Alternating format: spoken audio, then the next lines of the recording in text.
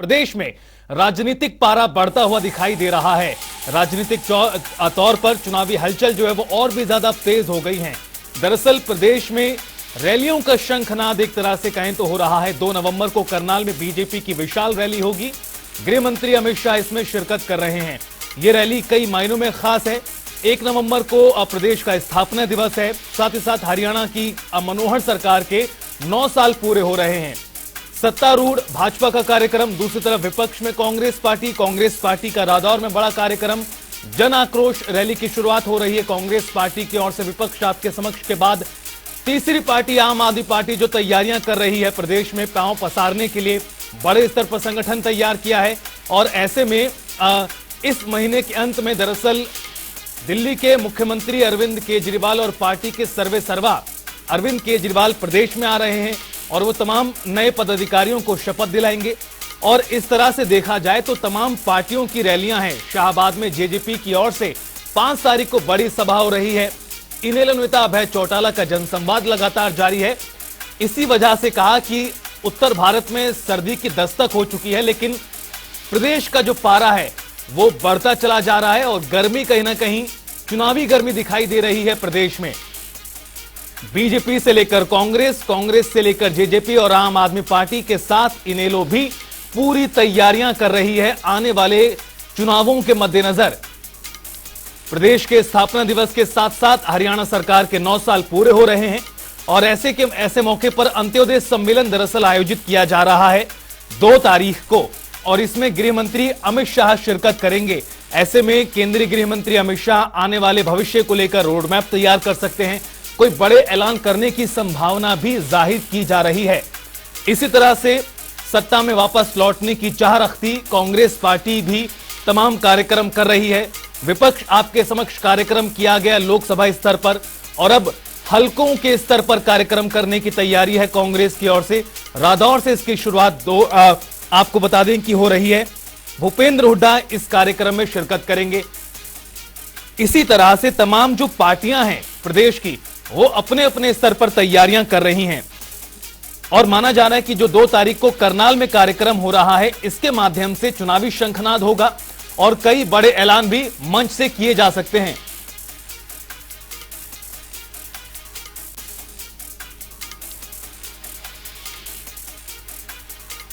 और हमारे साथ हमारे वरिष्ठ सहयोगी पवन सिवर जुड़ गए हैं फोन लाइन पर ज्यादा अपडेट्स के साथ। पवन, उत्तर भारत में सर्दी बढ़ रही है लेकिन हरियाणा में तो राजनीतिक पारा बढ़ता हुआ दिखाई दे रहा है। तमाम पार्टियों की ओर से तैयारियां की गई हैं इस हफ्ते के अंत में, अगले महीने की शुरुआत में।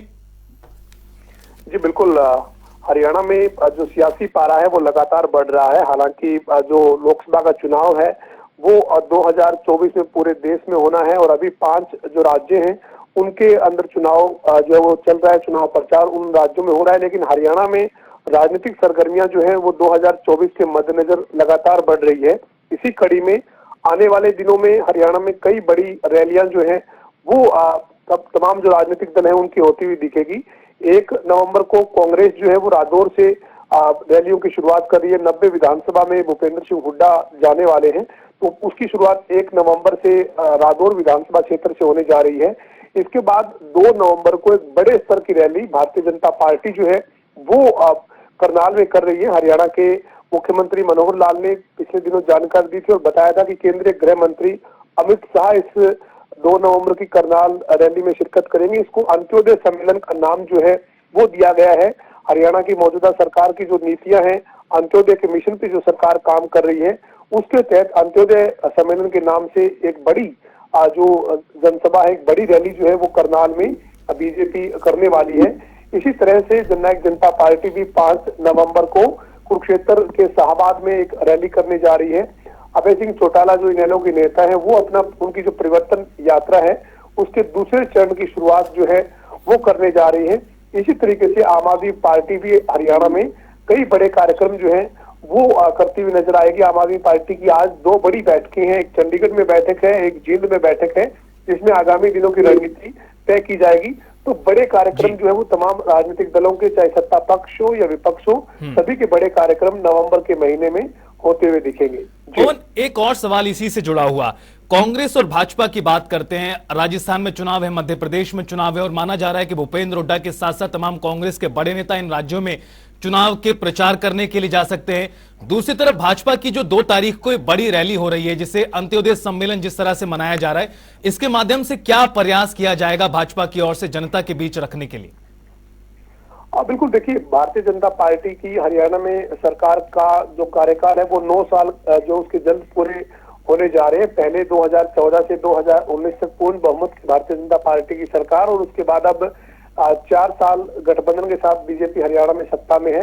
तो जो 9 साल का बीजेपी का कार्यकाल है, इस 9 साल के कार्यकाल में जो जन कल्याणकारी योजनाएं शुरू की गई है, अंत्योदय के मिशन पर जो सरकार ने काम किया है, सुशासन के नाते जो सरकार ने फैसले लिए हैं, उसके मद्देनजर ये एक बड़ा कार्यक्रम जो है वो करनाल में आयोजित किया गया है, जिसको अंत्योदय सम्मेलन के नाम से जो है वो उस कार्यक्रम को रखा गया है।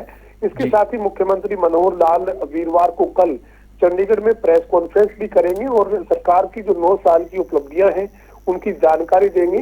तो ऐसे में जो करनाल में 2 नवंबर को जो बीजेपी का बड़ा कार्यक्रम है, जिसमें केंद्रीय गृह मंत्री अमित शाह शिरकत कर रहे हैं, उसमें सरकार की 9 साल की जो कार्यशैली रही है, अंत्योदय के मिशन पर काम करते हुए अंतिम व्यक्ति तक जो सरकार ने लाभ पहुंचाया है, उसका जिक्र जो है वो इस मंच से किया जाएगा।